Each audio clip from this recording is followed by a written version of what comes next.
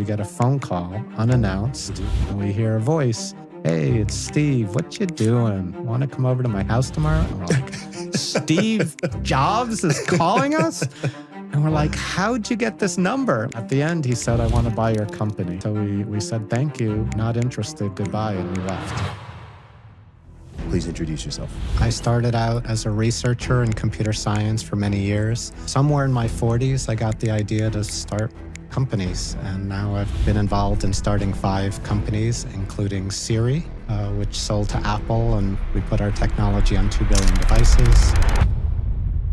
We had signed a deal with one of the largest mobile providers that would have put us on every phone, iPhone, BlackBerry, Android. We had that deal signed, like we couldn't get out of it. And he's like, I'll make that go away. I'm like, how do you make it go away? It's a signed contract. Yeah. He goes, I'll take care of it. We're like, okay. Steve was persistent, and he called us 30 days in a row. At the end, he convinced us we could change the world more with Apple than as an independent company. So we joined. What's up, ladies and gentlemen, boys and girls around the world? I'd like to welcome you back to the Real Talk with Zuby podcast. On today's episode, I am going to be talking to an entrepreneur in the tech world. He is the co-founder of 4 different companies, including some I'm sure you will certainly know of, as well as a founding member of change.org. And this is Adam Cheyer. Welcome to the show. Thank you. Glad to be here. Happy to be here. Adam, I've done a very brief intro there, but for my listeners who may not be familiar with who you are, please introduce yourself. Sure. I don't know what there is to say, but I started out as a researcher in computer science for many years. Next year will be my 40th year professionally in artificial intelligence. So I've been doing that for a while. Somewhere in my 40s, I got the idea to start companies. And now I've been involved in starting 5 companies, including Siri, which sold to Apple, and we put our technology on 2 billion devices.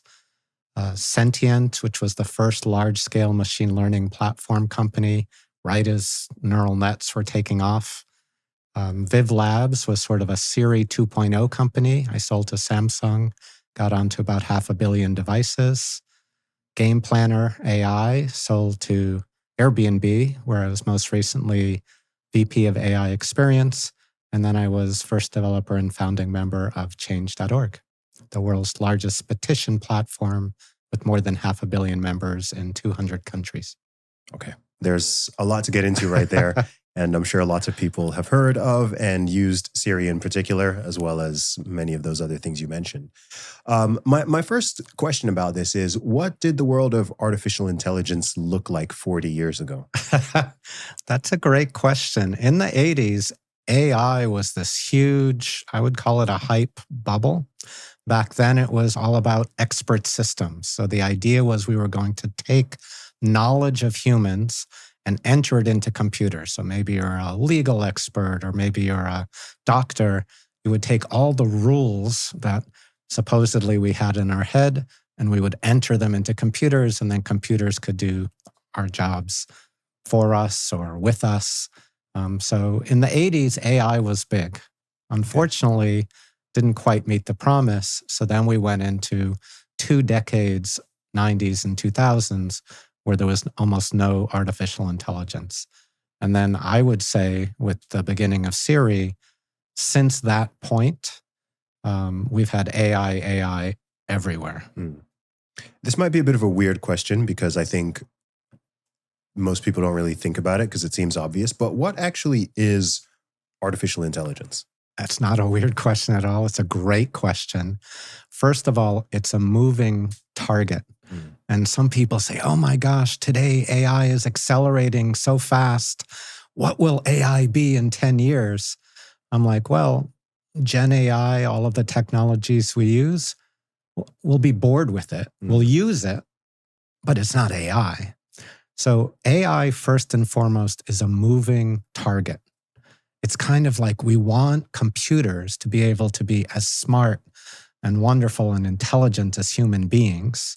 And if we could do that, that would be artificial intelligence, a computer replicating or even surpassing our own intelligence. But the truth is humans are special, and we've had super intelligence for decades. A calculator can calculate math equations way better than a human. The human chess champion fell to a computer program in 1996. But we don't consider a calculator AI anymore or a chess computer AI anymore. So it's a moving target. And it's an amazing tool, all of the different things we've created. But usually once we get used to the tool and we start to apply it everywhere, we go, well, it's not AI. So do you think that in the 80s, the tech just wasn't, you said that there was a hype bubble at that time, but was it just that the technology wasn't there to make it happen, I assume?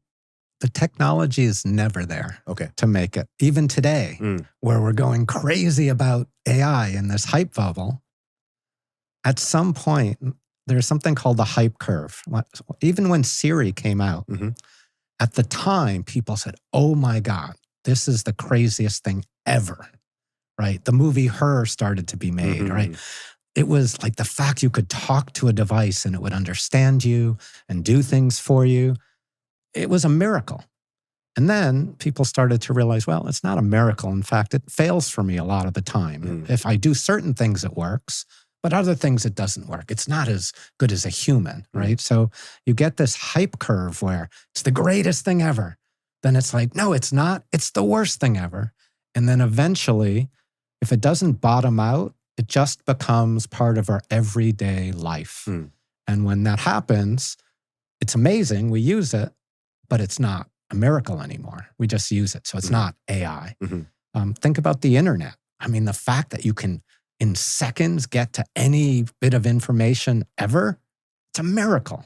But now it's like, oh, it's just the internet. The iPhone is incredible. You can download apps. When's the last time you said, boy, I want a new app? You're like, I want less. Like, it's no longer exciting and shiny and new.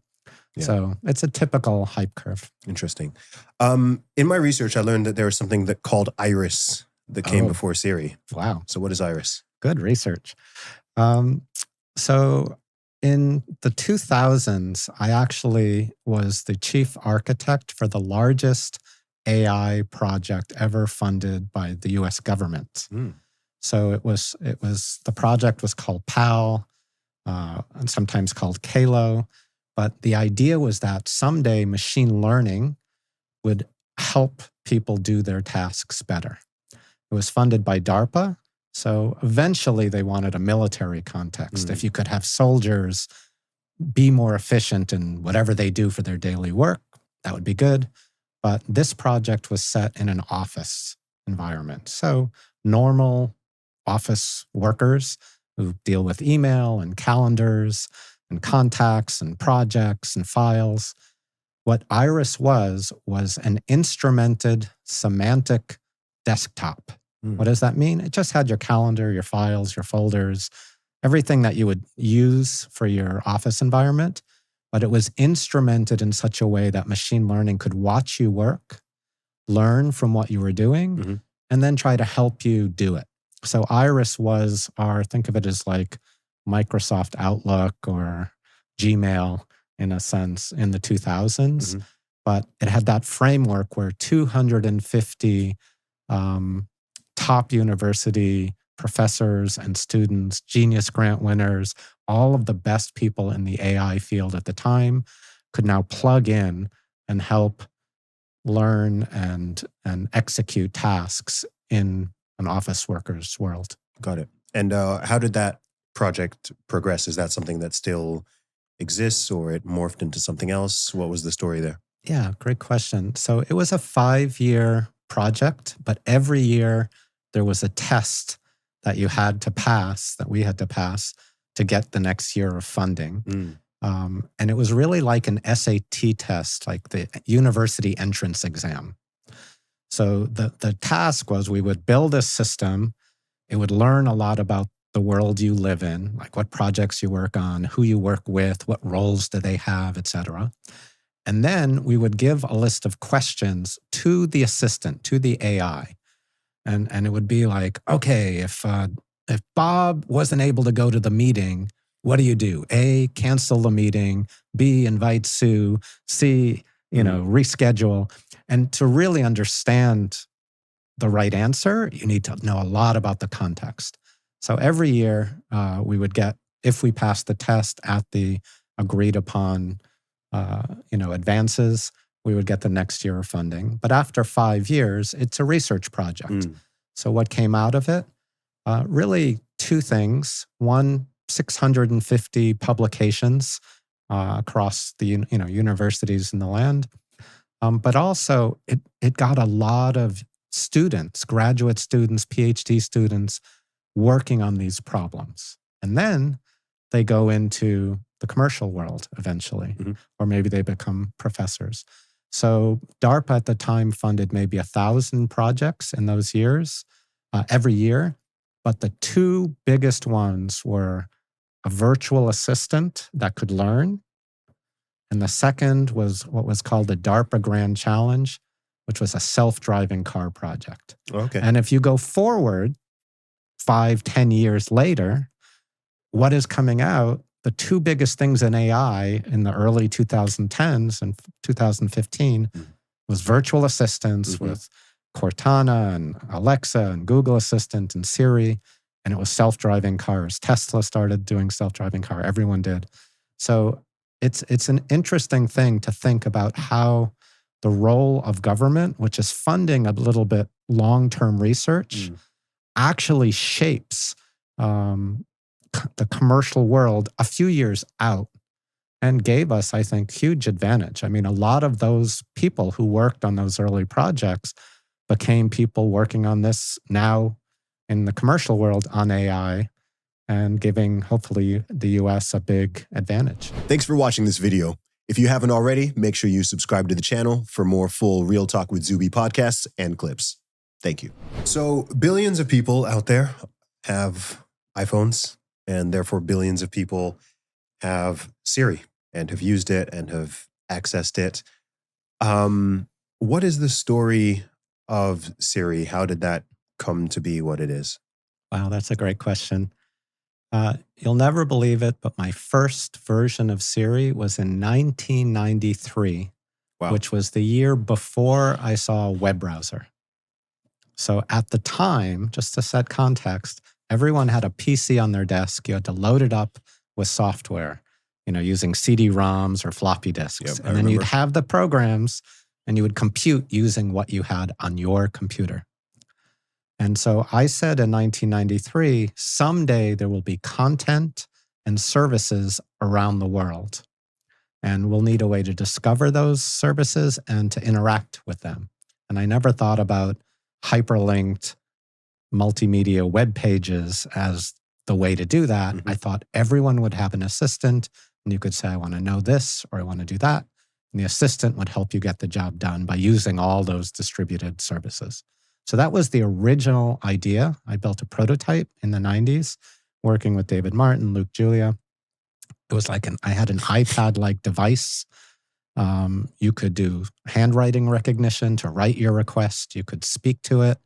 You could use a graphical interface. But any request you made would be delegated out, and many different services on other computers around the world would work for you to help get the job done.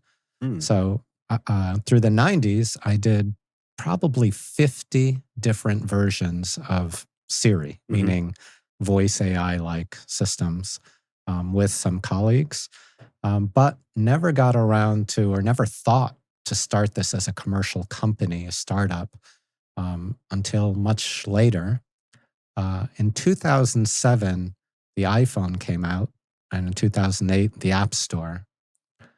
And I had been predicting something like this would happen. I had, in 2004, 10th anniversary of the web, I made 10 predictions for the next 10 years. When I saw the iPhone, I'm like, this is what I've been waiting for. It's what I've predicted. At the time, many people said, only a phone company can make something as complicated as a phone. This is going to be a fad. It's going to fail. Apple, they only make the music player, the iPod. Yes. But I said, no, this is huge. It's going to flip the game. And so with Tom Gruber and Doug Hitlaus, we started a company around this old idea. And the goal was to build something that the competitors of Apple would be able to use to compete with the iPhone. Because like the Motorola's and Nokia's of the world, they were toast when the iPhone came out. They needed to compete. So we started a company to take this idea, build it into something that the competitors would use. And then, of course, the irony is, as you know, it ended up at Apple. Yeah. Okay. First thing, I want to divert a little. You said something interesting about the 10 predictions. Do you remember, can you recall what they were? Or do you have them published somewhere? I do have them published. Okay. In fact, in 2013 or 14, I can send you a link. Okay. I did a presentation where I said, some people only tell you the good ones, that good predictions they made. I'm going to show you the presentation I did almost 10 years ago and score myself on how I did. Mm-hmm. And some were great. In fact, my top 3 predictions all turned into directly into companies. Okay. So one of the predictions was social networking was going to take off. This was my least confident prediction. Okay. In 2004, I had never heard of Facebook, even though I was researching it. Friendster had 13 million members, but it's pretty small. Yeah. LinkedIn existed, but it was niche. And Orkut was kind of semi-popular in Brazil. That was it. Was there MySpace at that time or not? Not yet. Okay. That's the key. Okay. So 2004, no MySpace. That was it. Yeah. Friendster was the biggest social network, 13 million. It's nothing.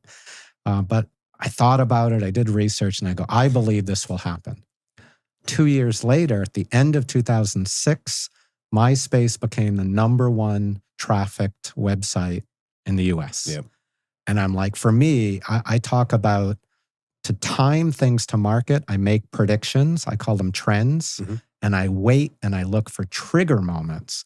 MySpace becoming #1 was the trigger moment. I'm like, okay, here it comes. Social networking will be big and not just for music. So in end of 2006, Ben Rattray came to the Valley. And who's that? So Ben Rattray is the CEO and founder of change.org. Okay. What became. So he was looking for a technical person. I'm like, yes, this is going to be huge. So I built the first version of the site and we brought in some friends, Mark Dimas, Darren Haas, to kind of build this. But we wanted to build the first social network for social discussion and activism and just like get people to discuss ideas to find out how can we solve a lot of the problems in the world. That was the idea.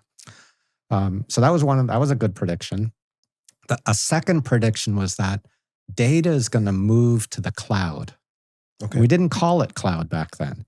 So back in 2004, there were 3 types of information. You had your private information, like your files and your emails. They either were on your laptop or PC or in your company's firewall. It's private. The second type was rented information. So, you'd go to the library, like Netflix would mail you a DVD so you could watch a movie. That's kind of like public information out there, but it wasn't in the cloud yet. And then there was the, completely open shared, which was like Amazon. So it's just a website anyone could go to and consume the information. So there was sort of like private, rented, and public, if you will. And I said, someday those are all going to move onto servers and become managed in a cloud by providers like Google and Amazon. Google went IPO in 2004 to organize the world's information, but no one knew what that meant yet. So that was a good prediction. And I said, once we have the data in the cloud, machine learning will finally have enough stuff to chew on. And if you can add enough compute behind it, machine learning, I think, will really take off. So that was the second prediction. And Sentient was the first large-scale machine learning platform. We had more than 2 million CPUs and GPUs as a startup, more than all of AWS when they came out, all of Microsoft Cloud. We had the largest compute capacity cloud as a startup and just for machine learning, neural nets and genetic algorithms. So that was a pretty good prediction. That company reached about 800 million valuation and then exited. And then my third prediction, best prediction, was that as everything moves to the cloud, there will be a revolution at the interface, that the company who organizes the data is not necessarily the best company to serve up the data. They wanted the right interface. Google wasn't really well known for interfaces, et cetera. But Apple, it turns out, is great at design and how we could access information. So pinch and zoom and multi-touch and apps, that was a new packaging, a new interface for accessing all those services and content and data living out in the web and in the cloud. So when I saw the iPhone, I'm like, yep, there's my trigger moment. It's now time to leap into action. I know that in 2 years, the world is going to be different.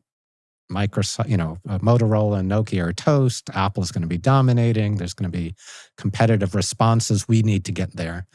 Those were the three best. I'll tell you one that I was very confident about. And still, to my view, has not happened. And I can't believe it. What's now, I don't classify failure. I don't say it was a failed request. I just say it hasn't happened yet. So maybe I've just been, 10, 20 years too early. But I thought if social networking happens, and I believe that, and then ratings, like, when you go to Amazon or Airbnb, you'll get, 2,000 reviewers say 4.9 stars. I thought those two things would merge. I go, what is social networks really about? It's about connections among people. And I think of people in terms of different skills. Like I have a friend who's a foodie, expert on food, right? I have another friend, our common friend, who's a magician. She knows a lot about magic, right? So different people, but she may not know anything about food. I don't know. And so if you have a social network of people you know and trust, it's really not just trust in general, it's trust along different dimensions. And I thought ratings and that trust network across dimensions would merge. So that when I go to a restaurant, I want to get a score from all the people I respect in the foodie space. I want them to tell me what they think of that food restaurant, right? Or if I go to looking at magic shows, I want my magician friends to be able to say, oh, this one's really good. You're going to love it. It's not like a general audience. It's my friends who know me. And, so I thought those two would come together, but it doesn't really exist. Sure. So I'm like, man, didn't quite get that one right. Do you remember any others that you've done the top three you got right? Yeah. Are there any others that you thought would happen, which haven't? If you can recall. Yeah. There was one around how I thought software would evolve. And I had some predictions around that. And software, every business in the world relies on software. So it's a big thing. And if you could make a big improvement, everyone would benefit, was my thinking. And so today software there's open source pieces that you can share, but it's largely an individual discipline, and people, teams work together, but not very well. There's just a few little, like version control. There's a few ways people work together on software, but it's still pretty much like it's been forever. And I thought software would change to become much more collaborative, much more team-oriented, so that we could work together like live. Back in 2004, everything had to be pre-compiled. Thought the world would be a bit more dynamic, a bit more collaborative. And some of that has happened, but it hadn't happened by my timeline prediction, and it hasn't completely happened. I also thought end consumers would be able to participate much more than they have. So for instance, Google had tabs at the top, news and maps and images. I thought it would be really cool if on any website, an end consumer could say, oh, and I want these features and I don't want those features. If you take most software, people use 10% of what's available.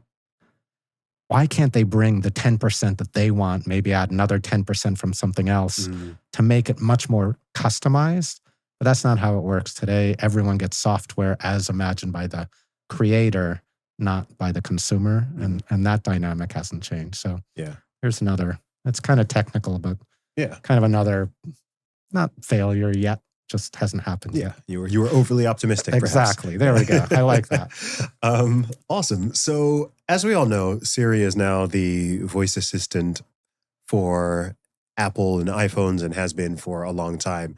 You said that you initially, when you were initially building it, at least the version that's closer to what we now know, you originally thought it would be for iPhone competitors. So how did it end up becoming, I don't know, an Apple property rather than the opposite? What's the story? Yeah, so we saw the iPhone come out and we said, what's wrong with the iPhone? I mean, it's great, but what's missing? The screen is kind of small. It's hard to type. Back then, BlackBerries had like a hard keyboard. The soft keyboards, kind of hard to type, and the bandwidth was super slow. Okay. It was like on 3G when it came out, if you clicked on a web link, it would take about a minute round trip. So we're like, man, if you're going to buy something on the web, it's probably 10 clicks. That's 10 minutes. No one's going to do that. What if you could just say, get me 2 tickets to the Warriors game tonight, and in one round trip with no typing, it doesn't matter how big the screen is, it can say, you want these seats? You go, yes, and you're done, right? That would be better. So that was the original, we knew Apple would be big with the iPhone, but we thought, what's missing? What could be better? And so we started a company. We grew it to about 22 people. And after 2 years in secret stealth mode, we launched Siri.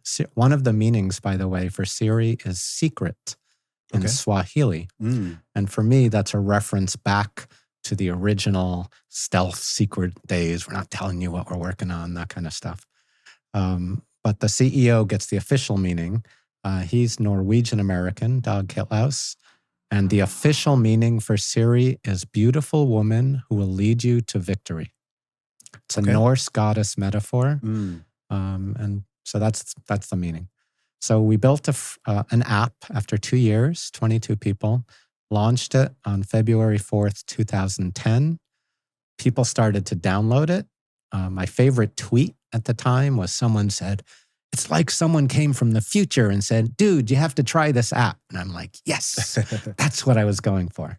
At the time, was it on the Apple Store and the Google and the Android Store? So it was only on the Apple Store. Only Apple, okay. But we were working hard on not only Android version, but also BlackBerry version. Would have been the best app ever to ship on a BlackBerry, I think, because it was slick, the original version of Siri. In fact, Steve Wozniak, who's the co-founder of Apple, if you ask him today, what's your favorite app of all time? He will say Siri, but not the Siri that came out embedded in the iPhone, the original app. It did so much more. And he goes on to say what he loved about it. But for me, we put so much love and thought and we were fighting. And it was just like, it was some of our best work, I think. And so I'm really proud that he liked that first version of Siri. And so it was in the App Store. People are downloading it. It's doing very well. We like it. People like it. And then 2 weeks later, we get a phone call, unannounced.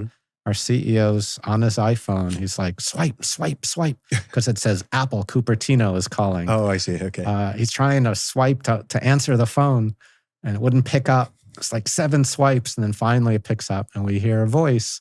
Hey, it's Steve. What you doing? Want to come over to my house tomorrow? And we're like, Steve Jobs is calling us? And we're like, how'd you get this number? Like, we had no website. We had no sign on the door. We were a stealth company. And yet Steve Jobs just called us unannounced.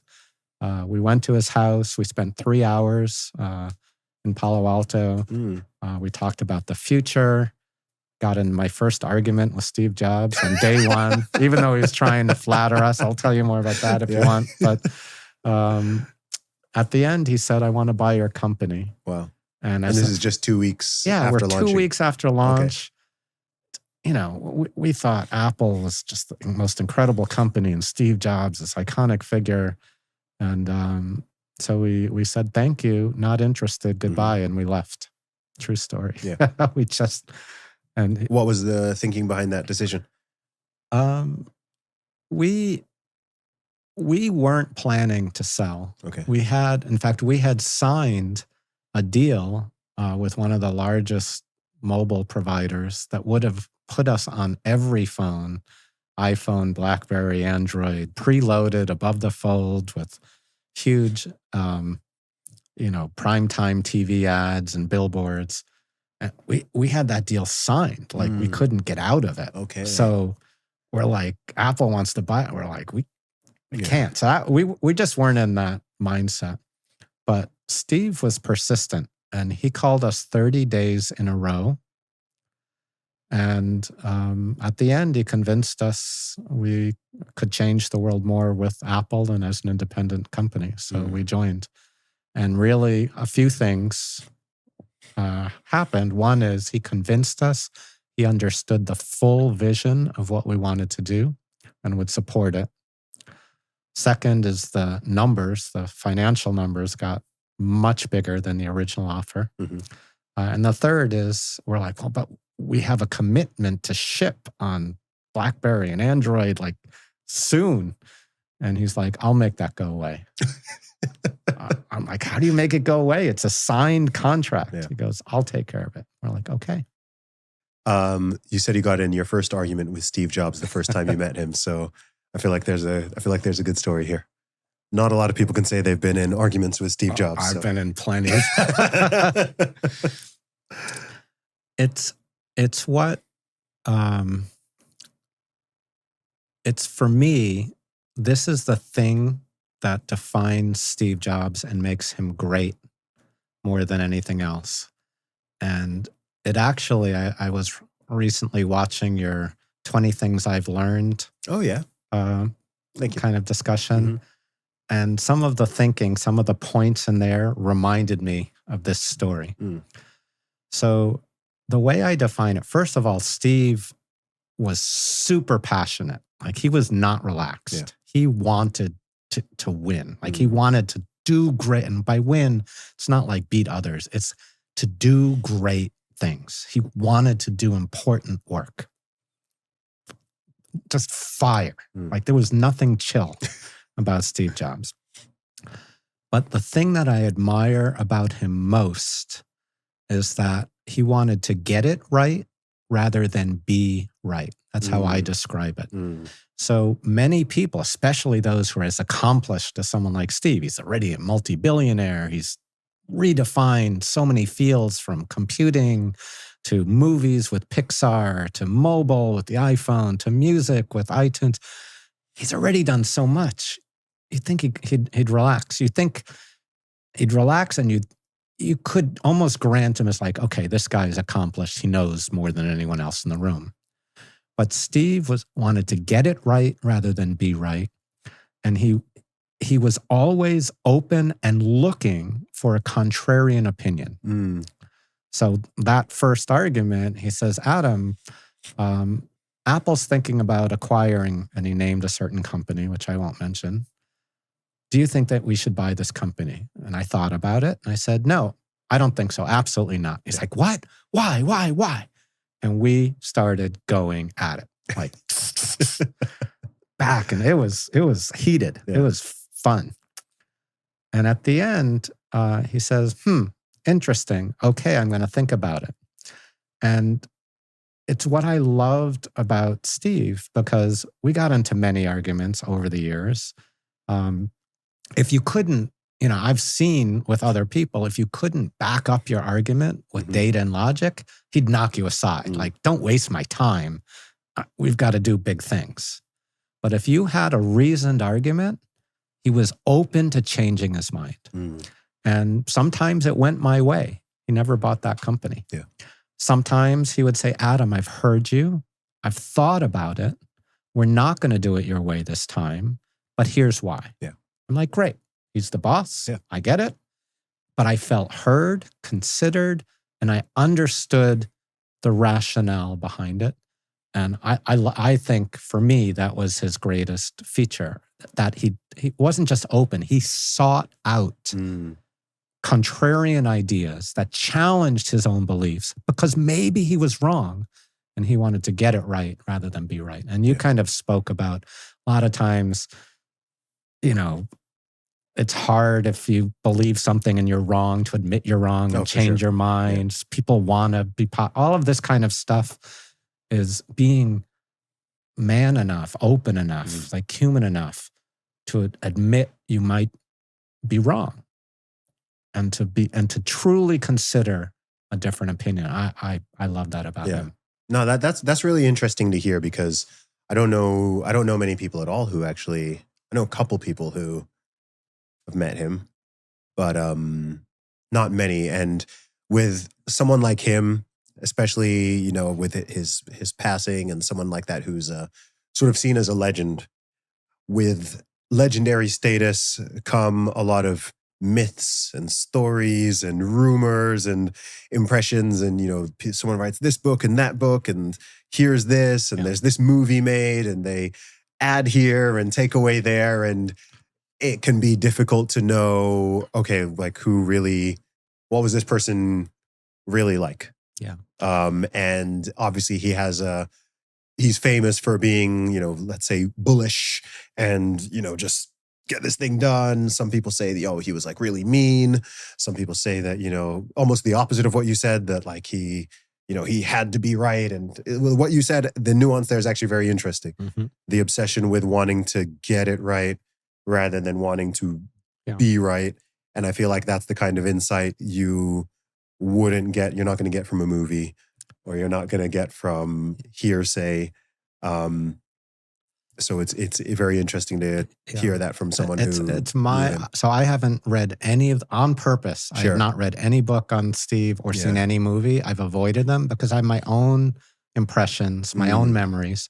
I'm sure there are many things I don't know about the man. Yeah. And I don't really want, at this point, I just want to preserve my memories, my interactions, and not have them tainted.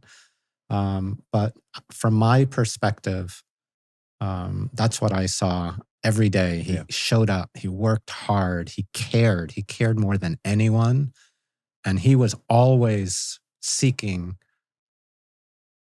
other opinions in case he was wrong. Yeah. There's an example like Eddie Q, who's senior vice president at Apple in charge of all of iCloud and iServices and all that. There's a story that how did he get to be Eddie Q? There was a meeting where Eddie Q was just a low-level engineer. And he spoke up in the meeting, rang kind of an alarm, like said, this is wrong. We need to do it this way. Steve Jobs said, who are you? You report to me now. And that's, that says something. Yeah. Like someone, who could speak up against what everyone else is saying. Mm-hmm. If he was right, that was valuable to Steve. And he was open to it. He's just not going along with the status quo. Yeah. So I know that, if I'm correct, Steve Jobs passed the day after Siri was launched, or the day after it was announced.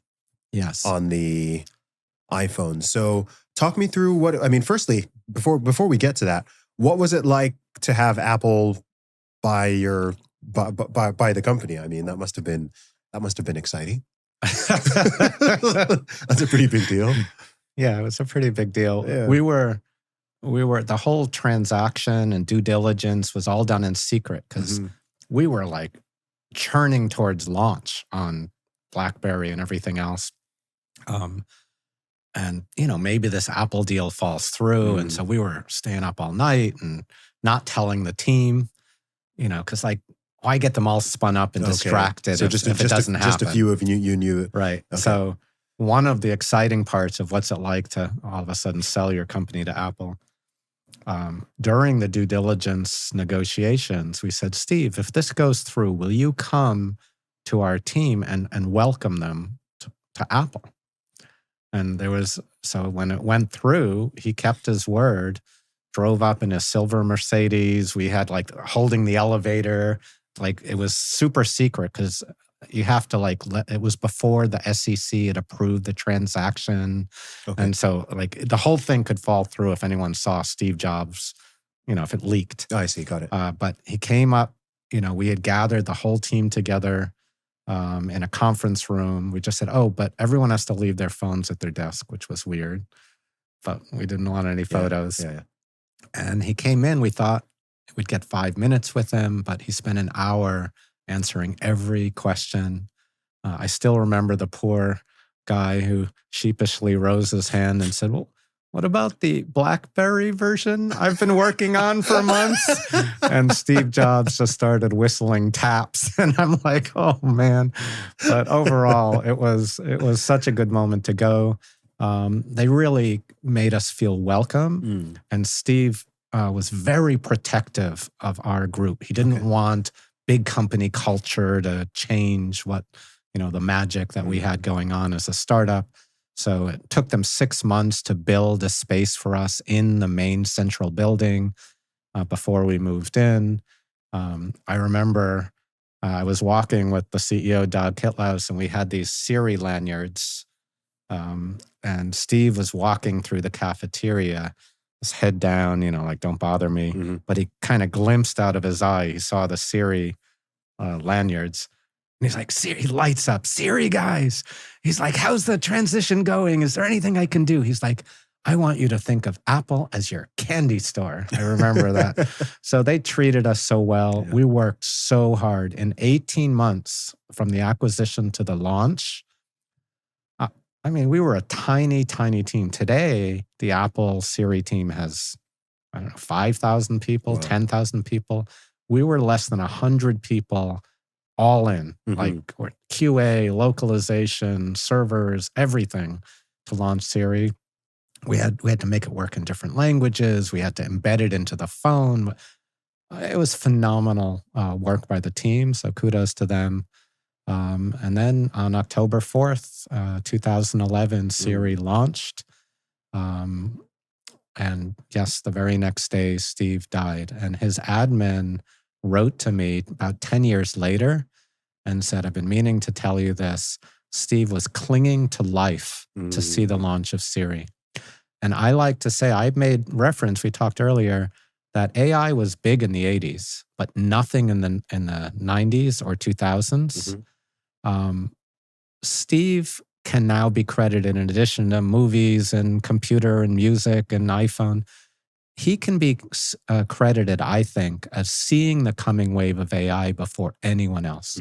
Because after Siri was acquired, he went on stage and Walt Mossberg at All Things Digital said, why'd you buy Siri, that search company? He said, they're not a search company. They're an artificial intelligence company.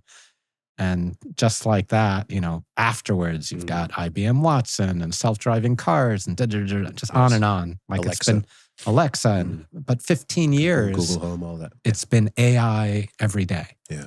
But before that, he was the first to invoke, because they're not a search company, they're an AI company. So I like to think that he saw the launch of Siri. He knew what was coming with AI. And he said, Apple is there first. We've got a strong product out in the market. We will be dominant. I can go now. So that's me projecting, but it may very well be true because we know he watched the launch from his home in Palo Alto and he passed the next day. Yeah. Well, congratulations. That's a... Thank you. I guess. It's a pretty dope achievement. Yeah.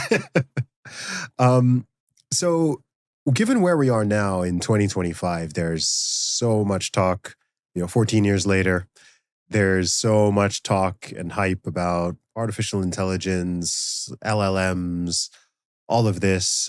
We seem to be quite high on this curve, on the hype curve that you talked about before. What are your current thoughts on everything that's happening in AI? You've got the doomsday predictors who think that it's going to just sort of completely supplant humanity and everyone's jobs. You have the people who think that's going to happen, but they're excited about it and they think that it's good. You have the people who are like, nah, it's not going to, it's going to be like other tech. It'll make some impact, but it's not going to fundamentally change the world and humanity and the way people think. Some people are just scared of it and just kind of stick their heads down. What are your thoughts on the current artificial intelligence scene? That's a doozy of a question. Okay. Thank you. So here's how I see it. First of all, it is going to change the world. Just like the internet changed the world, just like mobile changed the world, just like social media changed the world. Like the world will not be the same now that this is here. So it is at that scale. I say it's a tool, and I'll go so far as to say it's probably the most important tool humanity's ever created, which is a big statement. It is. It's a big statement. And I believe, and let me give you a little reason why I make such a crazy proclamation.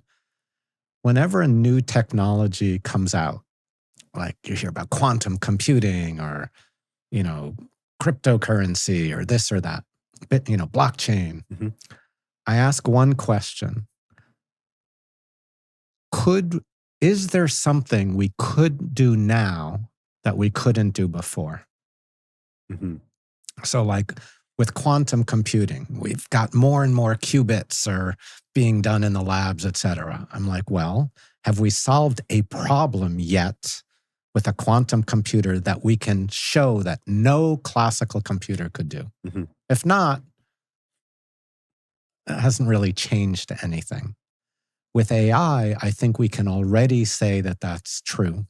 And there are a few examples. So there were two 50-year unsolved math problems that were solved with the help of AI. And they're important practical math problems that will help all sorts of things, logistics, et cetera. Could we have solved them without AI? Maybe, but it took 50 years. We have things like protein folding. So there were 120,000 known protein shapes, and those are important if you're trying to build drugs that can bind to certain receptors. And the progress in understanding those shapes was incredibly slow, like adding new protein shapes, predicting. Now it's a completely solved problem. Something like 200 million proteins are now solved, which should greatly help in drug discovery. Could we have gotten there without AI? Not in my lifetime. So in both cases, it gives us, the humans, new knowledge that we probably would not have had otherwise or been able to have otherwise. New tools that will be able to solve all sorts of problems. And the world is going through issues like hunger, poverty, water, pollution. Like there's a lot we've got to figure out. We need better tools. Now, so I do think AI is important.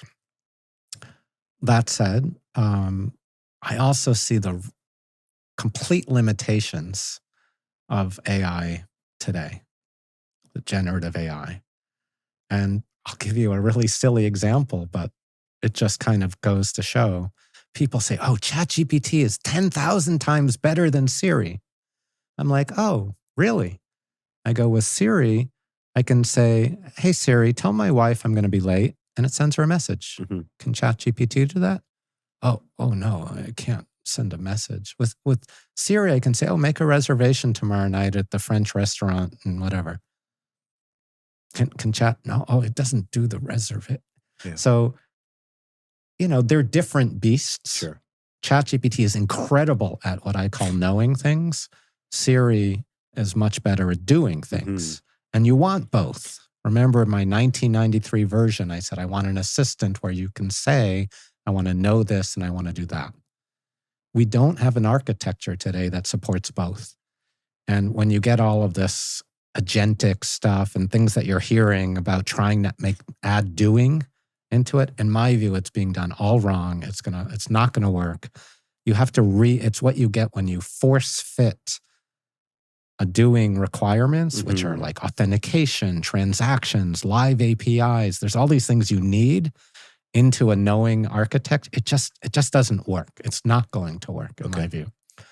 So I see it as a tool, an important tool, a limited tool. In fact, I draw parallels to, we're about at 1996 of the web. So, and it took to about 2005 for the web to really mature. Why? The interface is terrible, like terrible. Chat is not the right way to get most things done. Imagine you're going to plan a trip. You want to look on maps. You want to look at the photos. You want to like compare and contrast different. You're not going to just have a chat and it says, go to this hotel. You're not just going to book it. Like the interface isn't right. We don't have live data, live APIs, all the doing transactions, and there's no business model. We haven't figured out how does a particular business who knows how to have a website, who knows how to publish an app and why they would do it and how they get all their needs met, how do they play in AI? We can't. So for me, I would say AI is as important as the web and mobile, should be thought of in a similar way. It's still very early in its maturity. It may take another 10 years before we figure out how to get the interface, the knowing and doing infrastructure, the ecosystem, the business model to work. And when it's done, it'll revolutionize things as much as the internet has, as much as mobile has, as much as social media has. Our jobs, our lives will be different. Maybe better. Definitely better, but also it brings problems as well. And is it going to be AI? I said, nah, we'll just we'll use it all the time. But it's not the special thing that we are. It's not AI. So AI will be moved on to whatever the next thing is. Do you think it is going to be possible and feasible on a long enough time horizon for it to be, let's say, true AI that sort of rivals human beings in all capacity? Or do you think that the human beings are just so miraculous and complex that you're never going to quite build something? Because sometimes I wonder, I often think, everything is built and created by something more complex and intelligent, for lack of a better term, than it is. So sure, human beings can build things that can calculate and pull and collate data and information and process it in a faster way than a single human being can. But I wonder, can you create something that is genuinely sort of smarter, more intelligent, more creative than a human being is? Does that kind of make sense? Yeah, absolutely. Right. So my thoughts on this are, one, we've already created, as I mentioned, a calculator is smarter in calculation. Yes, in a very right? very narrow field. So can we create something smarter? Yes. Okay. For sure. You said, can we create something more creative? Now that's an interesting one. Yeah. And it's still it is creative in many ways, but it's very good at synthesizing and combining things that it already knows. Yes. But can it come up with something brand new? I don't know. Yeah. But on the other hand, you could say the same about humans. We kind of come in with this knowledge, and most of our breakthroughs are some kind of synthesis of things we already know. It's true. So, I'm not sure about creativity. I do think AI is creative, and I think that can be even more creative than humans in some areas. Yeah. But I don't think that's what defines human intelligence ultimately. And, AI is trained on massive amounts of data, trillions and trillions of iterations. A 2-year-old can look at something and in like 2 examples, they've got it. Yeah. Computers don't do that. Yeah. That's genius, right?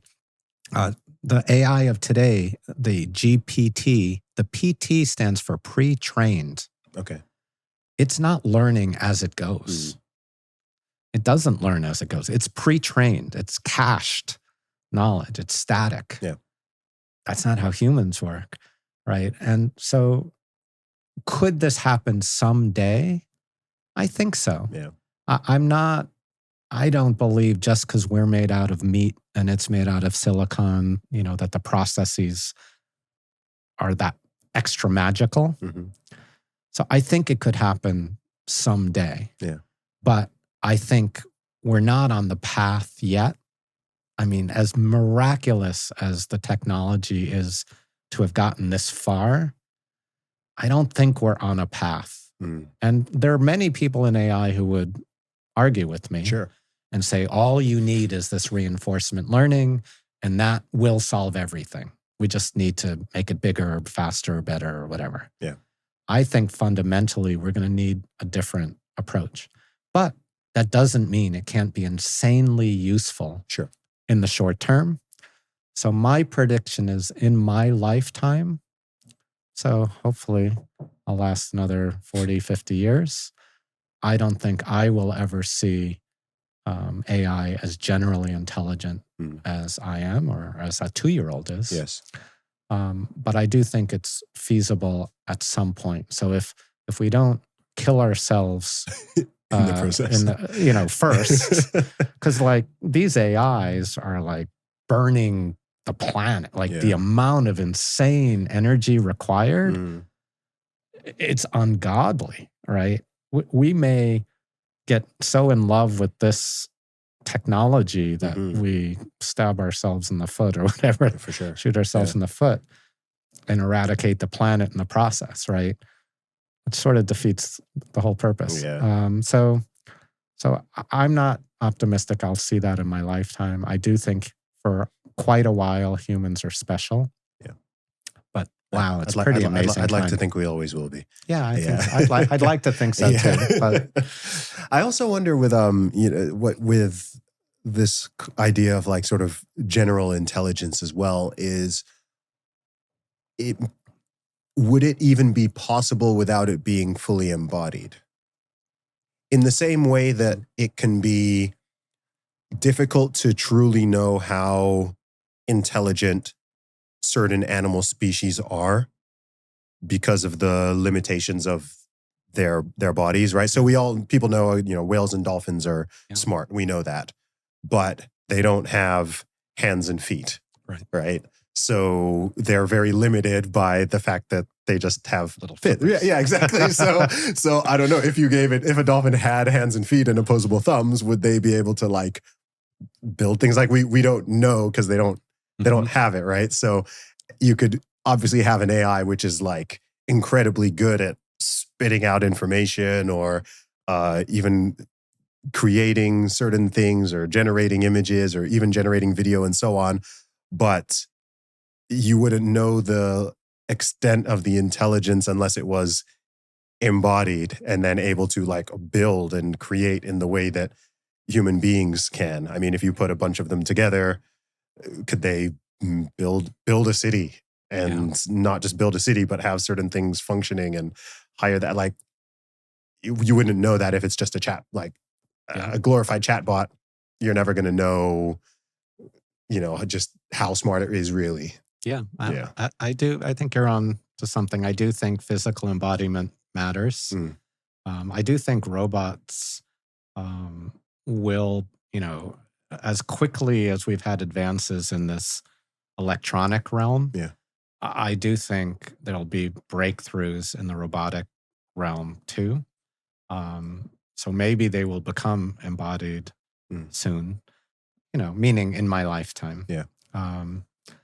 But I still don't think that's enough. I mean, in order to be embodied, you need a learning architecture that really can acquire knowledge. Like when you burn yourself one time on the stove, you learn.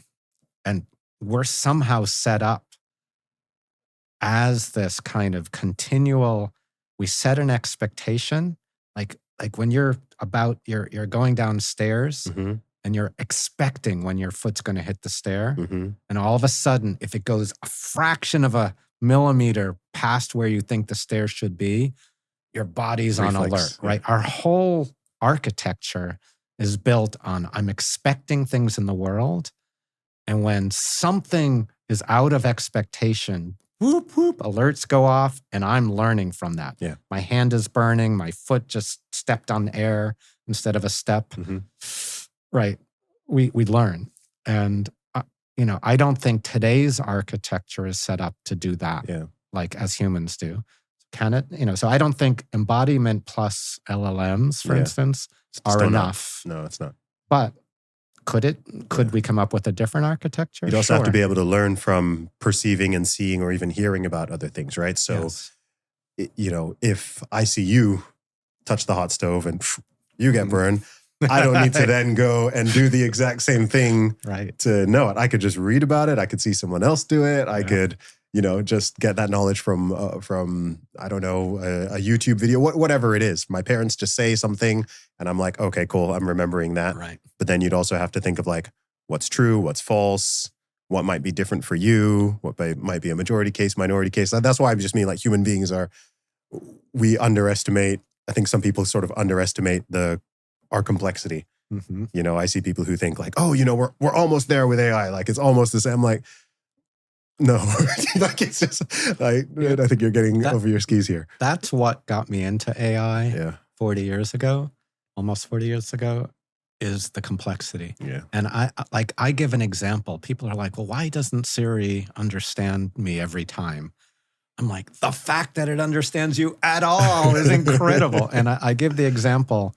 Here's a sentence. Book a 4-star restaurant in Boston. Instantly, you know what it means. Well, how do you know? Because book is like make a reservation, but it's also a physical book. Boston's a city in the United States, but book is a city in the United States. And star is a city in the United States. Which city are we Boston talking is also about? a city in the UK. And there's 13 Bostons in the United States. Boston, Texas, Boston, et cetera. The complex, and these, star restaurant is in that phrase, but I'm not, which is the name of a restaurant, but I'm not talking about a restaurant name. The unbelievable complexity of even such a simple phrase, it goes combinatoric. It's immense. And yet our brain, boom, we know it. And we do that with everything. Yeah. Do you think that there's a big threat with AI? A couple of years ago, I had a conversation with the one and only Elon Musk, who's obviously working heavily in AI, but he also thinks that there are some very serious potential concerns for humanity and civilization with it if it is, how would I put it? If it's not programmed by the right people or if certain guardrails and precautions aren't taken. And of course, lots of us have seen these scary sci-fi movies or perhaps read certain books, especially when we talk about embodiment with the robots and AI, and we can think of all these sort of horrible scenarios. How great do you think the potential threat of AI is? So let's see. That's a rich and interesting question. Yeah. Elon has a quote where he literally says, with AI, we are summoning the demon. I've seen the end of this story. It doesn't end well. And then he went on to co-found OpenAI, which got us into this mess. Like, I'm just saying, right? I know, So he said it, and then he, So is there potential for risk? Absolutely. With every single technology, right? We didn't have many vehicle fatalities when we had horse and buggies. It just didn't happen. Right now we have lots of them. Every technology brings good and bad, and the question is, does the risks outweigh the benefits or vice versa? as mentioned, I think I don't fear in my lifetime AI becoming sentient. I started a company called Sentient, but I don't think AI will be sentient, meaning having a will, kind of the sci-fi movie that once they become more intelligent than us, that we'll be their slaves or we'll be whatever, right? Yeah. I don't see that outcome. It's a tool. That said, social media is a tool. Mm-hmm. And I think there's a lot of good Mm-hmm. and a lot of harm, right? It's the algorithms are labeling and dividing us in ways that I think is dangerous to society. I think there are issues about just the sheer energy consumption of this. It's unbelievable. Like one of these data centers is consuming more electricity than entire cities. Yeah.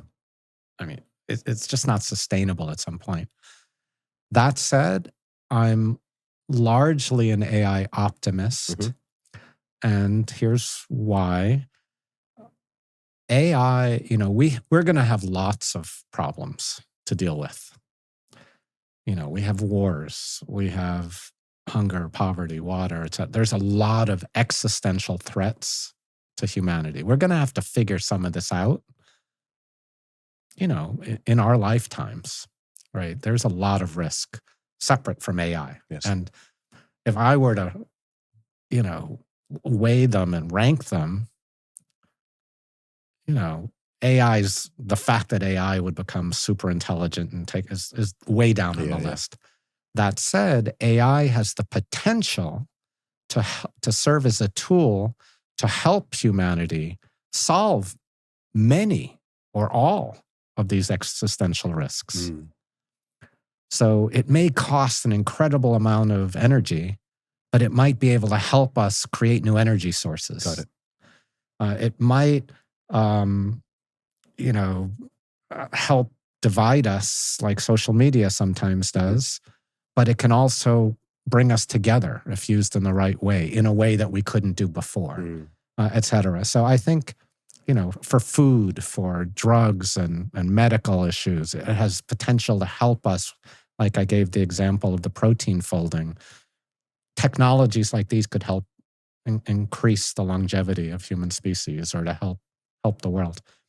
So overall, I think I'm an optimist. Good. I think it'll have more benefit than risk, but the world is going to change. There will be some disruption sometimes, like if self-driving cars actually worked all at once, it would put out, all of the Uber drivers and all of the truckers in America. That's hundreds of thousands, millions perhaps of people. Yeah. What are they going to do? We're going to have to retrain them. We're going to have to do something. That's just one country.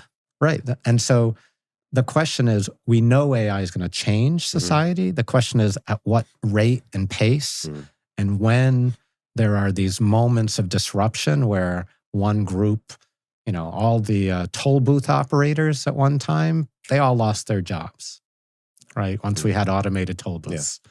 Well, you might argue those were not the best jobs anyway. Now they're retrained and doing better things. And they don't have to just sit here giving change all day. Yeah. That's not a rewarding career. But if they all go out of work at one time, we're going to need support for those people. Yeah. Right. So yes, risks, but overall, I'm an optimist. Awesome. Changing gears a little bit. I know you're also a magician. Yeah. How that seems, I like people who do a weird mix of things that doesn't immediately seem obvious. I'm one of them myself. So how did you get into the world of magic? So, a lot of kids get interested in it. I grew up in a small town, no stoplights in our town. Okay. My mom let me watch 1 hour of TV a week. Wise woman. Yeah. So it actually was, it's one of the most important things. I didn't appreciate it at the time, but I had a lot of boredom, a lot of time on my hands, no stimulus. So what do you do when you're bored? You create. Yeah. Your mind starts to work.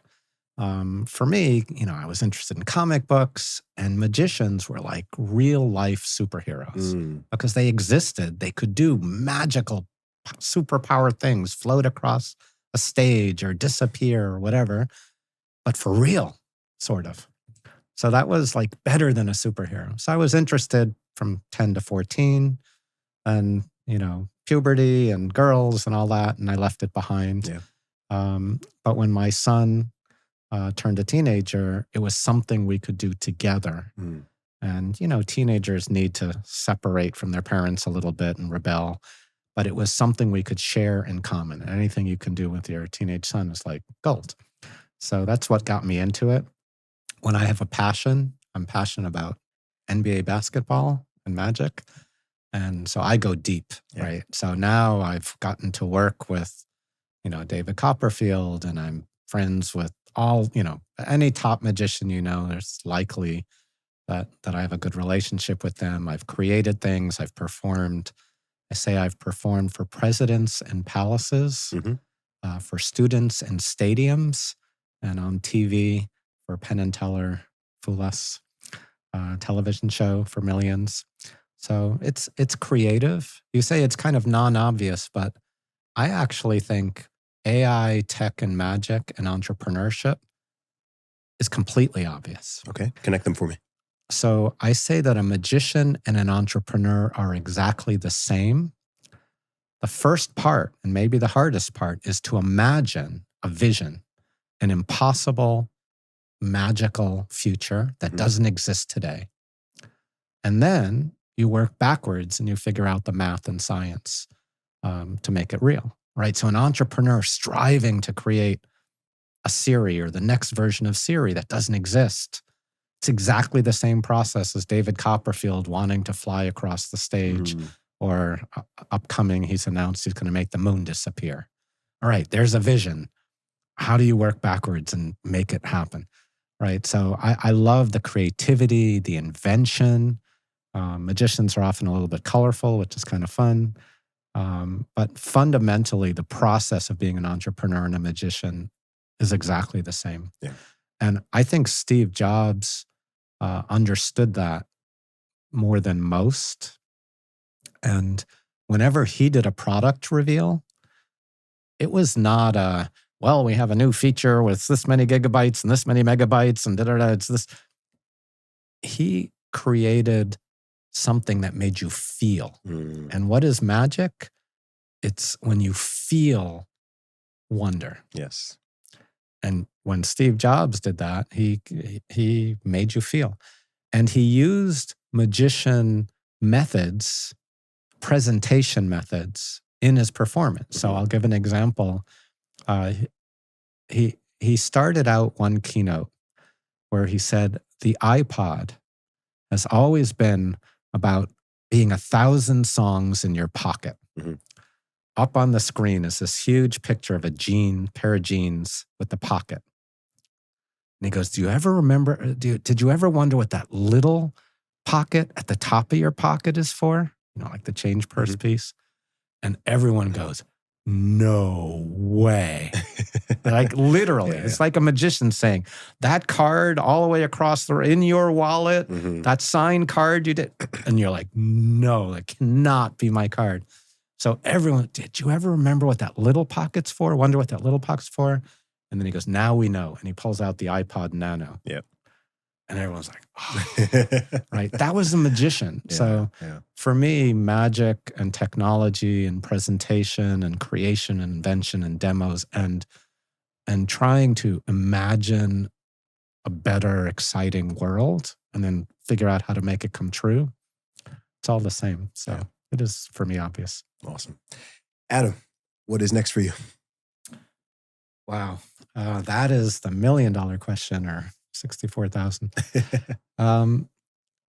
So I've lived my life using a tool. It's the most valuable thing that has brought me everything I'm proud of, every success I've had.